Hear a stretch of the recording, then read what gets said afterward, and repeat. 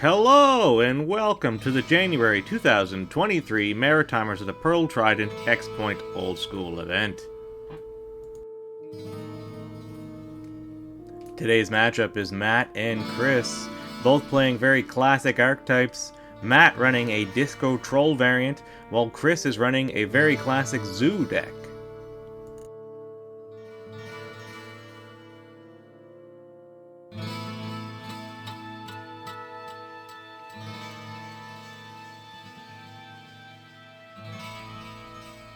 Sticking true to our classic roots here, we have one of the most classic plays in Magic the Gathering, that is a Birds of Paradise followed by a Lightning Bolt. A play still recognized by modern players today.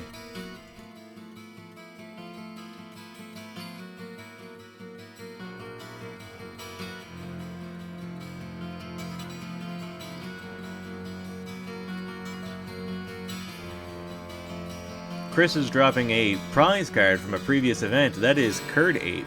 He's following it up with another Birds of Paradise.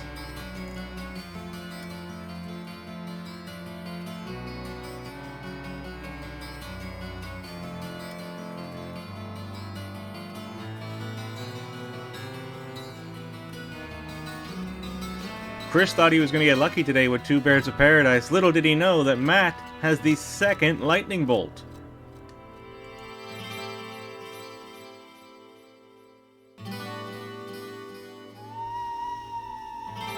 Paying one life for City of Brass to cast that Sinkhole seems like the right move to eliminate that forest, making that Kird Ape a measly 1-1.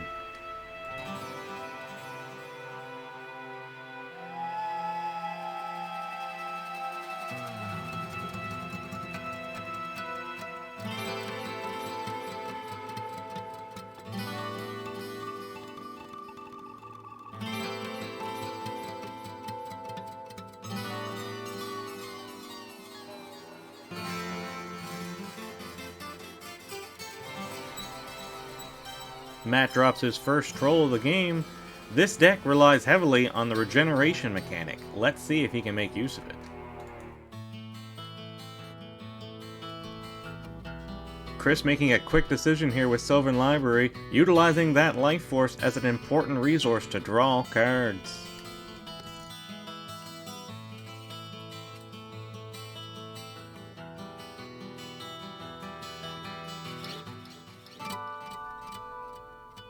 Chris again not scared to use his life total as a resource, tapping down that City of Brass to cast a Swords to Plowshare.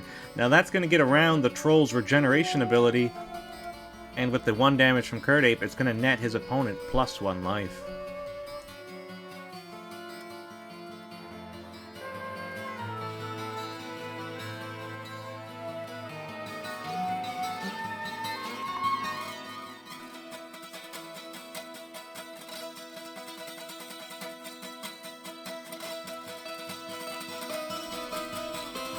Matt getting a little bit of a taste of his own medicine here with a Lightning Bolt cast by Chris targeting the Mishra's Factory.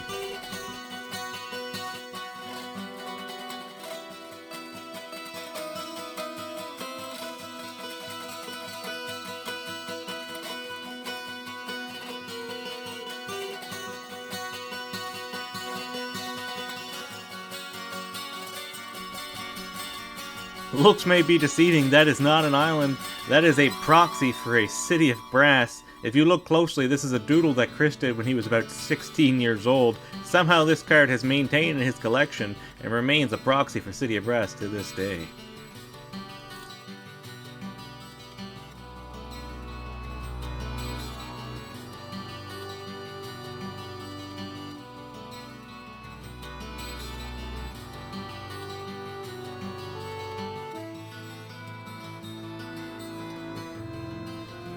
Chris paying another life with his City of Brass to drop an absolutely stunning piece of art.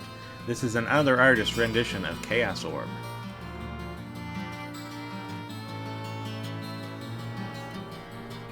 With Matt's field completely empty, this disc would be very one-sided.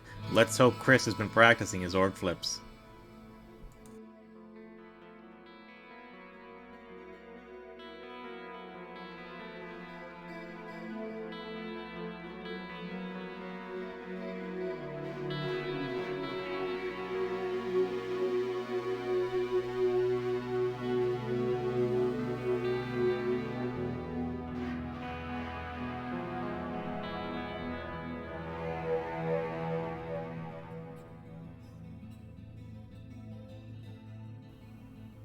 That initial sinkhole has cost Chris some major board advantage. These Kird Apes only being 1-1 is not the deck's intention.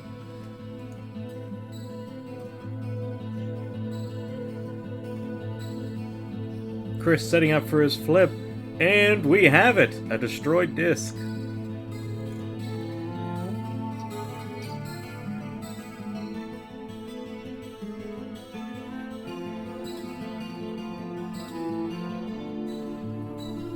No play from Matt at all.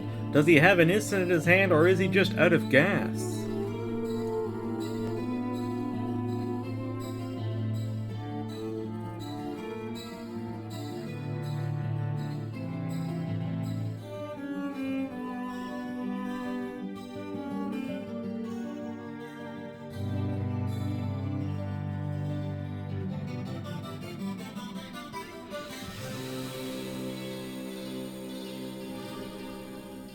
Chris tapping both of his Cydia Brasses here to drop one of the strongest creatures in this format, the Erhnamgeddon.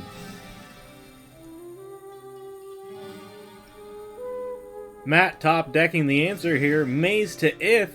That's going to essentially neutralize that Erhnamgeddon.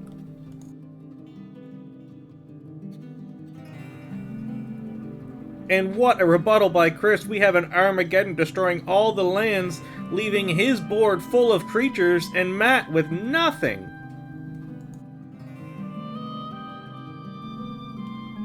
Following up with a Forest, finally making that Kird Ape 2 power.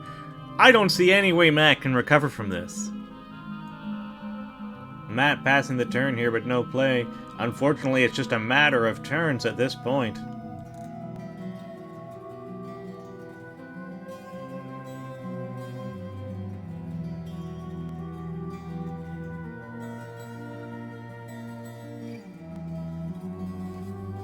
And there we have it, Lethal swinging in with the Kird Ape and Erhnamgeddon. What an absolute nail-biter of a game. Matt had Chris on the ropes right until the last 3 turns.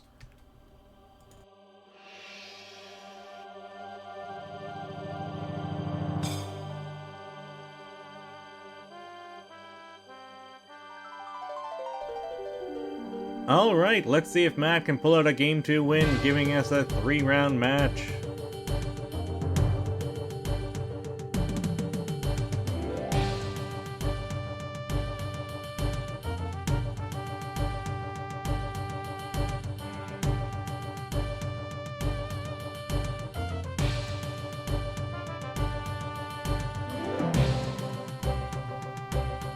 Matt taking a mulligan, not off to a great start.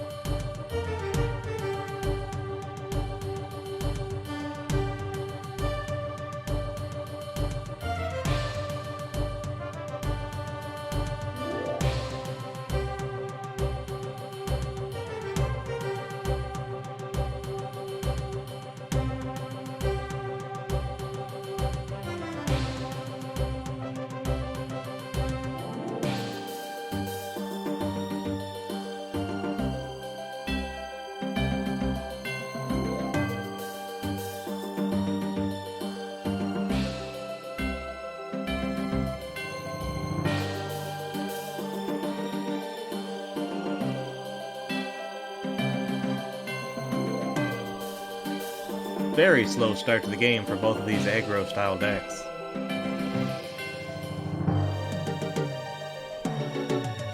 And we see the All-Star, Mishra's Factory. Let's hope it gets some damage in before it gets Armageddon.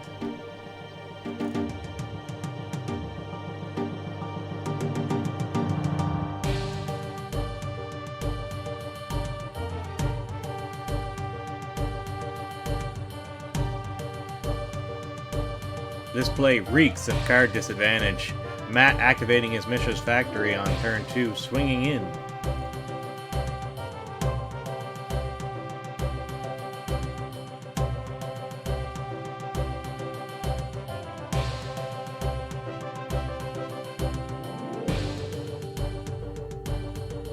It really makes you wonder if we're even watching the same decks from Game 1. Both of these decks rely heavily on low-cost creatures. Here we are turn 3 without a single card played.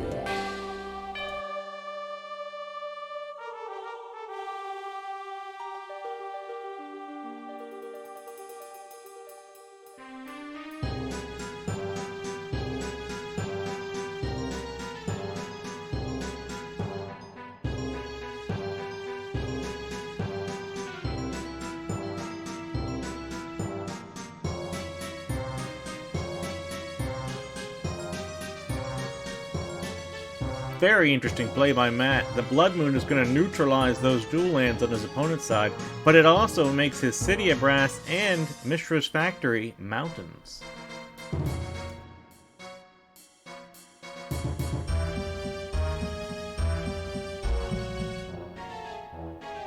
Finally, a creature, Erhnamgeddon. Let's see some damage.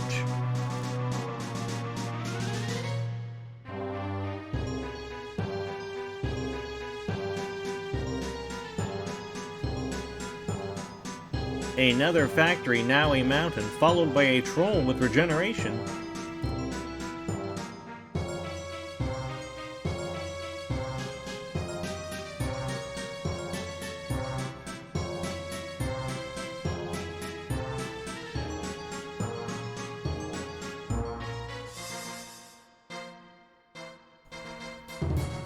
Matt's plan is starting to make sense now.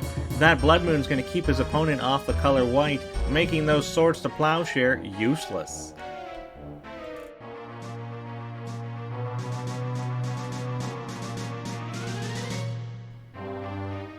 Stone Rain eliminating that forest, leaving Chris with only 3 mountains.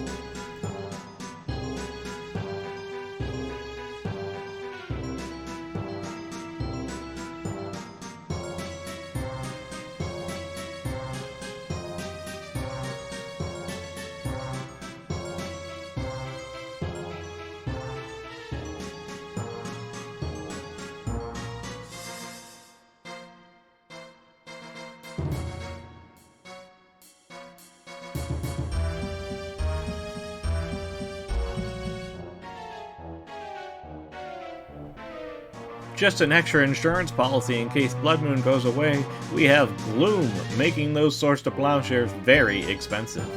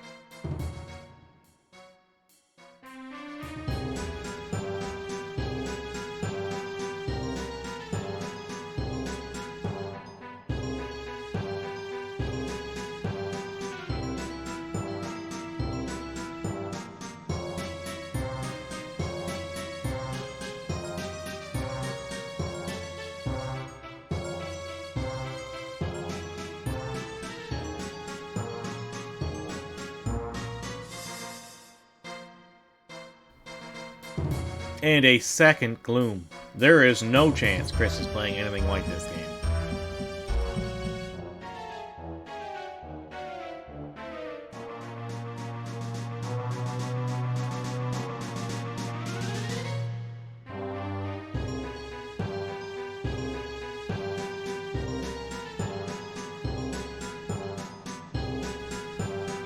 Absolutely ruthless play by Matt here, sinkholing his forest.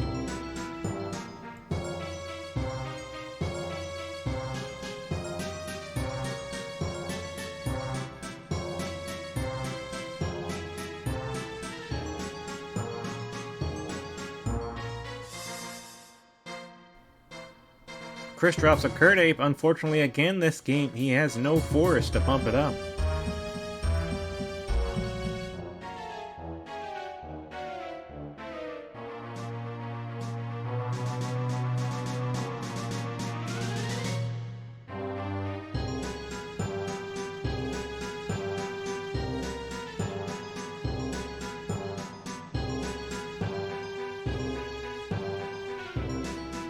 Matt breaks down his defense line and swings in for 2 with his Forest Walking Troll.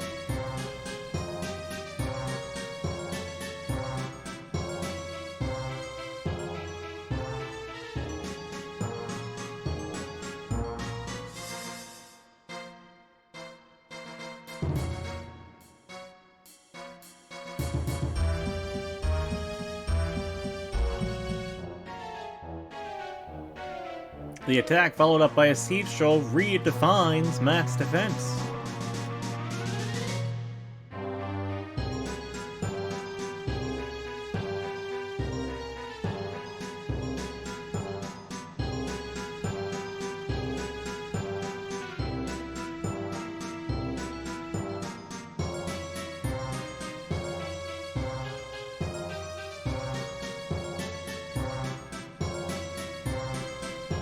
Erhnam attempting to swing in for 4 damage.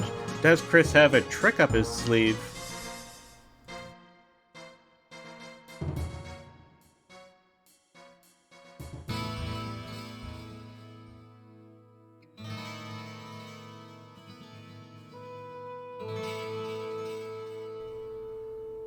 The block regen followed by a Chain Lightning, eliminating that troll.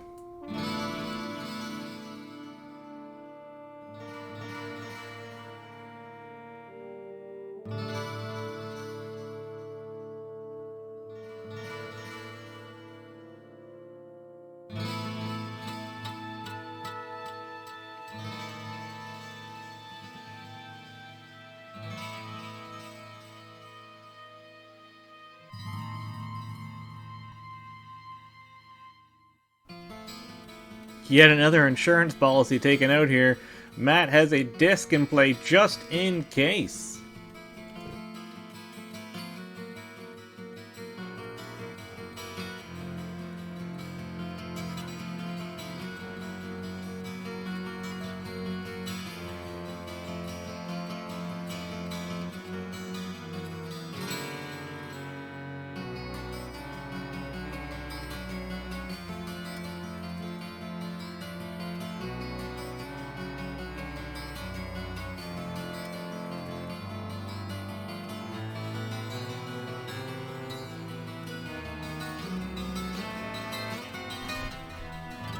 Another solid play by Chris here, utilizing that regrowth to bring back the Chain Lightning, destroying the once regenerated troll.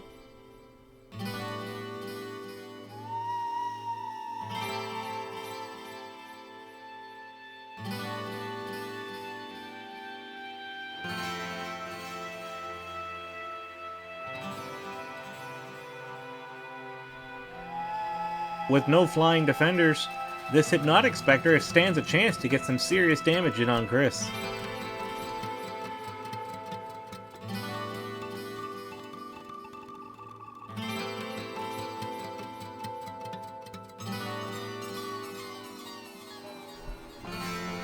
Chris's Ape and Dashin here get in for 6 damage.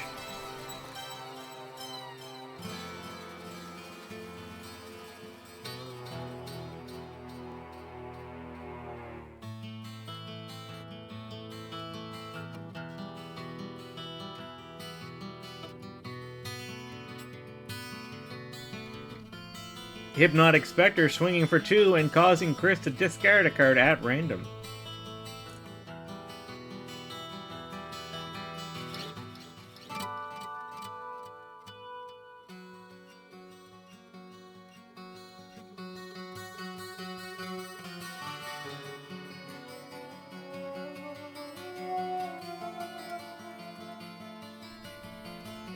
I did not see that coming. Earthquake for 5.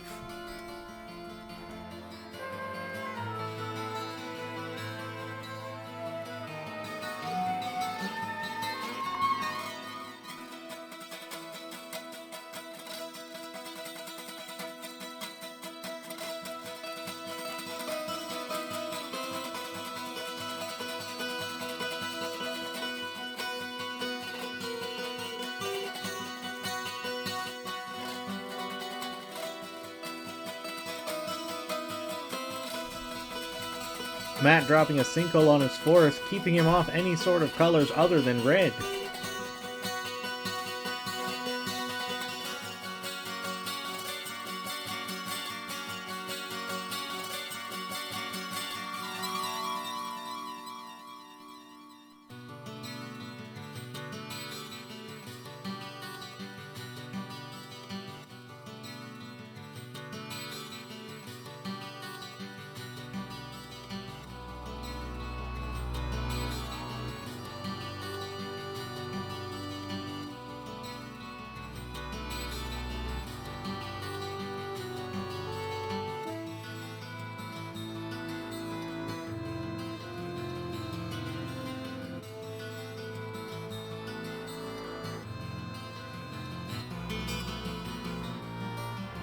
Matt taking a second here to take stock of how many Mishra's factories he has.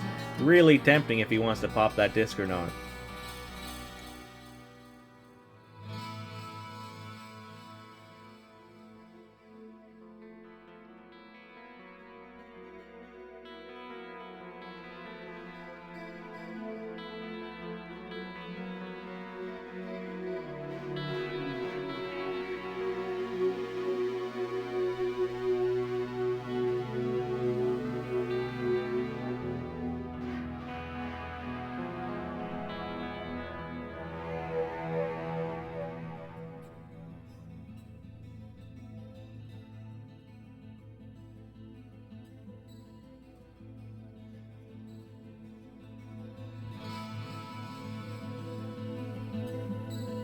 And here we have it. We have the regeneration shield up.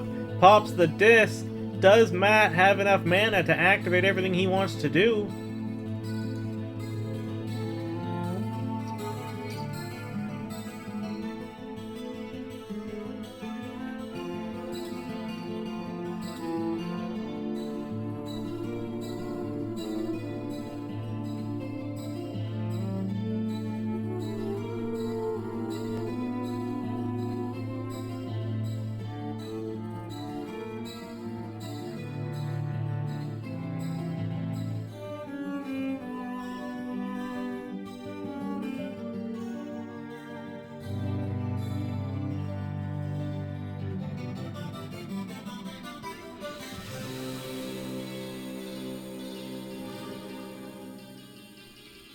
Matt weeding out any tricks, swings in with a troll for 2 damage.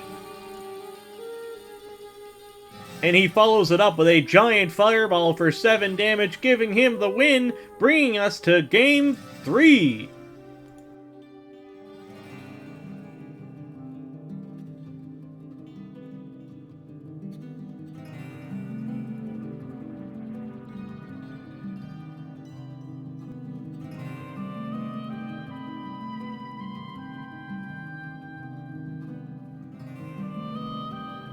Here we are, ready for Game 3 of the match decider. Both of these decks held their own in both matches. It's going to be interesting to see who will squeak out the final victory.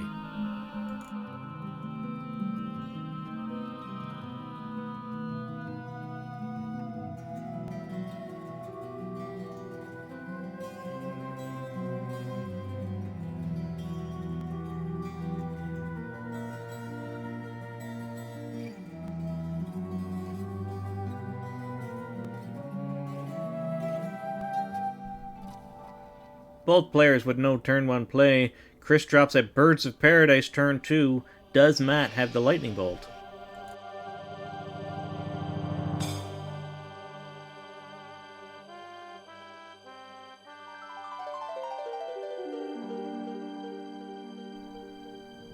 Chris utilizing that Birds of Paradise to gain a quick advantage, dropping his Christmas hat wearing Kird Ape.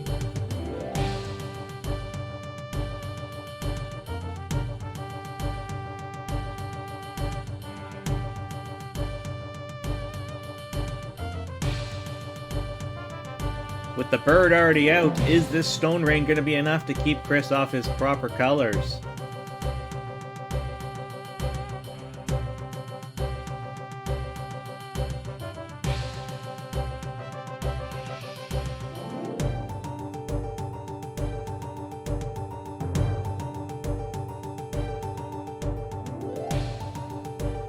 Matt going all in on land disruption here. He's now playing the strip mine directly from his hand, targeting that forest.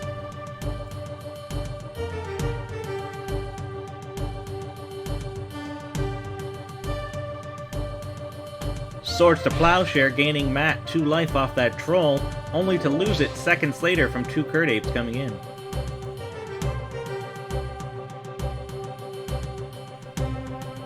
Matt seems to be having trouble letting anything stick on his board, giving Chris the distinct advantage with those 2 Kird Apes.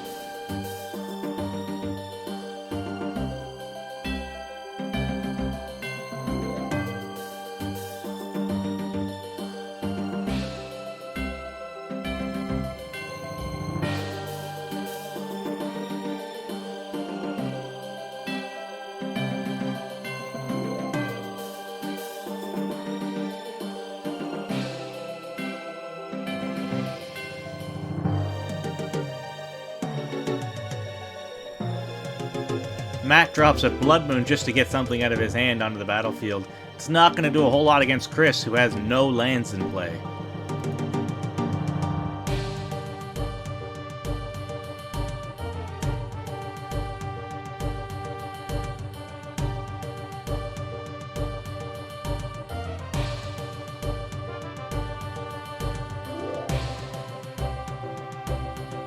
Another land disruption card, Stone Rain, targeting the Taiga, bringing those card apes back down to their 1/1 status.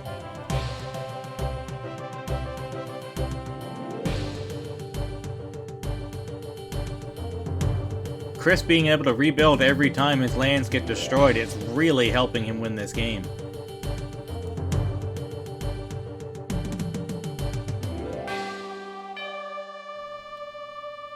A sinkhole. This is almost comical, folks.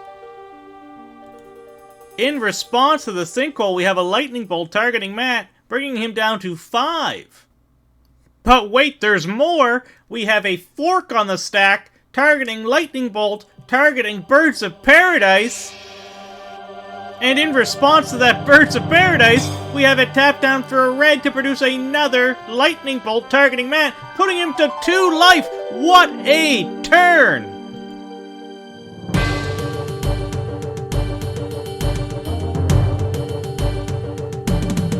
Matt, with only 2 life, knowing those Kird apes are swinging next turn, takes full advantage of Rule 104.3a. A player may concede the game at any time. What an exciting match!